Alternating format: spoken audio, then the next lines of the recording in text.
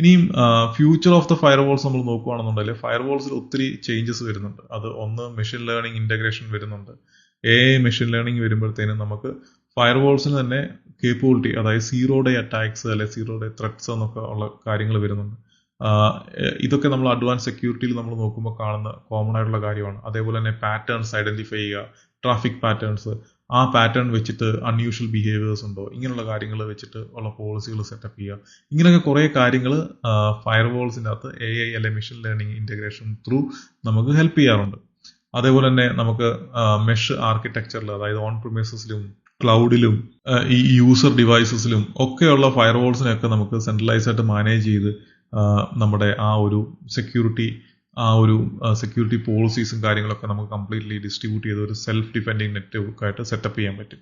ഇത് കൂടാതെ തന്നെ സീറോ ട്രസ്റ്റ് ഇന്റഗ്രേഷൻ നമ്മളിപ്പോൾ എല്ലാ ഫയർവാൾസും നമുക്ക് കാണാറുണ്ട്. ഇതും ഒരു കോൺസെപ്റ്റ് ആണ്, അല്ലെങ്കിൽ ഒരു അപ്രോച്ച് ആണ്.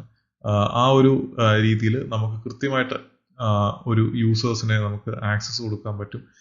അതിൻ്റെ അകത്ത് എന്തെങ്കിലും ചെറിയ വ്യത്യാസം ഉണ്ടോന്നുണ്ടെങ്കിൽ, അല്ലെങ്കിൽ ഏതെങ്കിലും രീതിയിൽ കോംപ്രമൈസ് ആയിട്ടുണ്ടെങ്കിൽ അപ്പം തന്നെ അവരുടെ ആക്സസ് നമുക്ക് സ്റ്റോപ്പ് ചെയ്യാനും പറ്റും. ഇത് ജസ്റ്റ് ഒരു മൾട്ടി ഫാക്ടർ ഒതന്റിക്കേഷൻ മാത്രമല്ല, ഇതിനകത്ത് നമുക്ക് യൂസർ യൂസ് ചെയ്യുന്ന ഡിവൈസ് അതൊക്കെ ബേസ് ചെയ്തിട്ടുള്ള ആക്സസ് നമുക്ക് കൊടുക്കാൻ പറ്റും. ഇപ്പോൾ യൂസർ നമ്മുടെ കമ്പനിയുടെ ഡിവൈസ് അല്ല യൂസ് ചെയ്യുന്നത്, യൂസറിന്റെ സ്വന്തം ഡിവൈസ് യൂസ് ചെയ്യുന്നുണ്ടെങ്കിൽ നമുക്ക് ആക്സസ് ലിമിറ്റ് ചെയ്യാൻ പറ്റും. സോ അങ്ങനെയൊക്കെയുള്ള രീതിയിൽ വളരെ ഡൈനാമിക് ആയിട്ട് ഓൺ ദ ഗോയിൽ തന്നെ നമുക്ക് ഈ ഒരു സീറോ ട്രസ്റ്റ് ഇന്റഗ്രേഷൻ വെച്ചിട്ട് നമുക്ക് കുറെ കാര്യങ്ങൾ ചെയ്യാം. ഇതിനെ നമ്മൾ ZTNA എന്നൊക്കെ നമ്മൾ കാണാറുണ്ട്. ഫയർവാൾസിന്റെ ഒക്കെ ഫീച്ചേഴ്സ് എടുത്ത് നോക്കിയാൽ അതിൽ നമുക്കത് കാണാൻ പറ്റുന്നുണ്ട്. അതേപോലെ തന്നെ ട്രാഫിക് ഇൻസ്പെക്ഷൻ, നമുക്ക് വെബ് ട്രാഫിക് ഇൻസ്പെക്ഷൻ ചെയ്യാൻ പറ്റും. ഇനിയും യൂസേഴ്സ് ആക്സസ് ചെയ്യുന്ന വെബ്സൈറ്റുകൾ, അതിൻ്റെ അകത്തുനിന്ന് ഏതെങ്കിലും മാൽവെയർ ഡൗൺലോഡ് ആകുന്നുണ്ടോ, അല്ലെങ്കിൽ അതിലെന്തൊക്കെ കണ്ടന്റ് ആണ് യൂസർ ഡൗൺലോഡ് ആക്കുന്നത്. അതേപോലെ തന്നെ ഇപ്പം വൺ ഡ്രൈവിലോട്ടോ അല്ലെങ്കിൽ ഗൂഗിൾ ഡ്രൈവിലോട്ടോ നമുക്ക് അപ്ലോഡ് ചെയ്യുന്നത് ഡിനൈ ചെയ്യാൻ പറ്റും, ഡൗൺലോഡ് മാത്രം അലോ ചെയ്യാൻ പറ്റും. ഫേസ്ബുക്കിൽ പോസ്റ്റ് ചെയ്യുന്നത് ഡിനൈ ചെയ്യാൻ പറ്റും, എന്നാൽ ഫേസ്ബുക്ക് ആക്സസ് ചെയ്യാൻ ബാക്കി പോസ്റ്റുകൾ കാണാൻ പറ്റും.